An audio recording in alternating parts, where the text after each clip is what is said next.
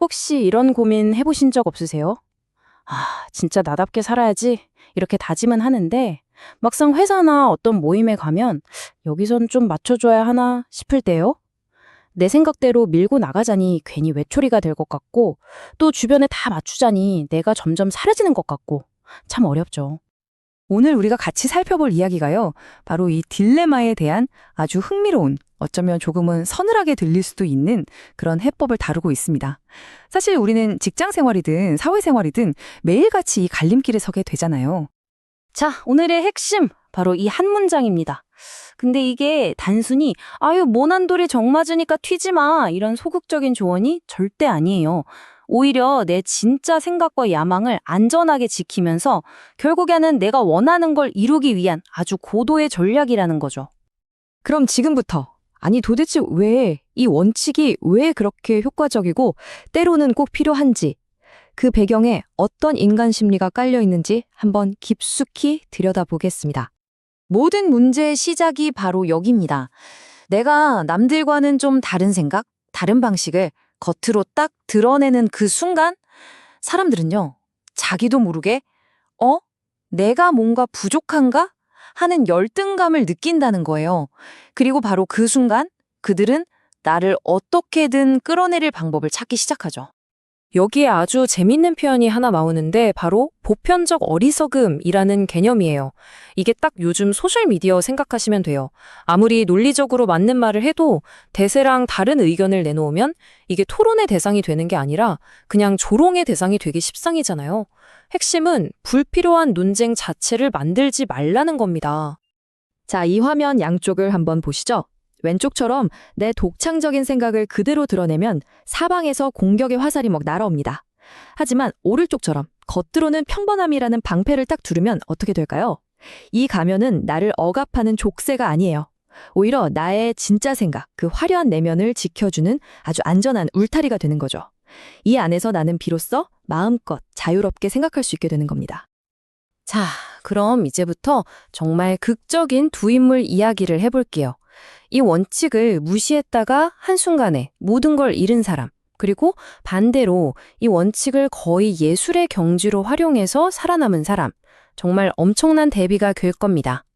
먼저 스파르타의 장군 파우사니어스. 이 사람은 정말 교과서적인 실패 사례라고 할 수 있어요. 페르시아와의 전쟁에서 이긴 영웅이었는데 그 후에 페르시아의 화려한 옷을 입고 그들의 문화를 대놓고 즐겼어요. 이게 당시 극단적으로 검소했던 스파르타 사람들 눈에는 나는 너희들의 이 답답한 문화가 경멸스러워 라는 메시지로 읽혔던 겁니다. 결국 어떻게 됐을까요? 모두에게 미움받고 완전히 고립되고 말았죠. 반면에 철학자 토마소 캄파넬라는 이 가면을 공격용 무기로 썼습니다. 무려 27년 동안 감옥에 갇혔던 그는요, 풀려나기 위해서 자기 신념과는 정반대되는 아주 정통적인 카톨릭 교리를 옹호하는 책을 씁니다. 겉보기엔 완벽한 항복 선언이었죠. 하지만 그 책은 사실 교묘한 비유와 암시로 가득 차 있었어요.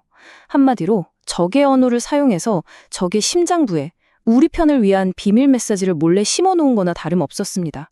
정말 대담하지 않나요? 이렇게 두 사람을 나란히 놓고 보면 그 차이가 정말 선명하게 보이죠.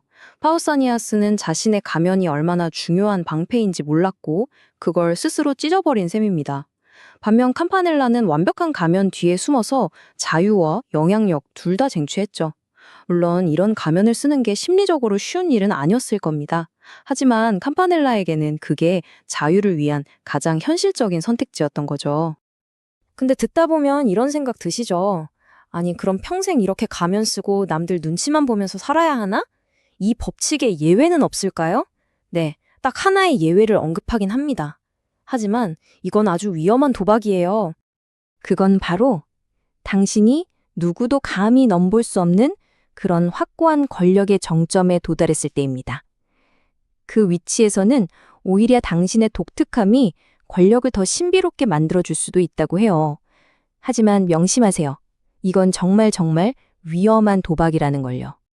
이 예외가 얼마나 위험한지 보여주는 극단적인 두 사례가 있습니다.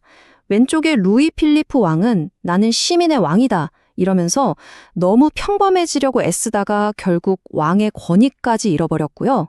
반대로 오른쪽의 칼리굴라 황제는 너무 기이하게 행동하다가 결국 사람들의 분노를 사서 암살당했죠. 너무 평범해도 안 되고 너무 튀어도 안 되는 그야말로 권력의 정점에서 벌이는 아슬아슬한 줄타기인 셈입니다. 자, 그럼 이 모든 이야기가 오늘을 살아가는 우리에게 대체 뭘 의미하는 걸까요? 핵심은 결국 이것 같습니다.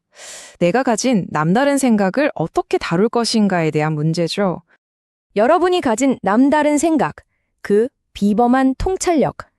그게 바로 이 숫자 1처럼 아주 거대하고 귀한 단 하나의 자산, 바로 다이아몬드라는 겁니다. 이 비유가 정말 모든 걸 말해주죠. 한번 상상해 보세요. 깊은 광산에서 엄청난 다이아몬드를 발견한 광부가 있어요. 이 사람이 그 보물을 안전하게 지키려면 어떻게 해야 할까요? 허름한 옷차림 그대로 아무것도 발견하지 못한 척 조용히 광산을 떠나야 합니다. 여러분의 뛰어난 생각도 마찬가지라는 거예요.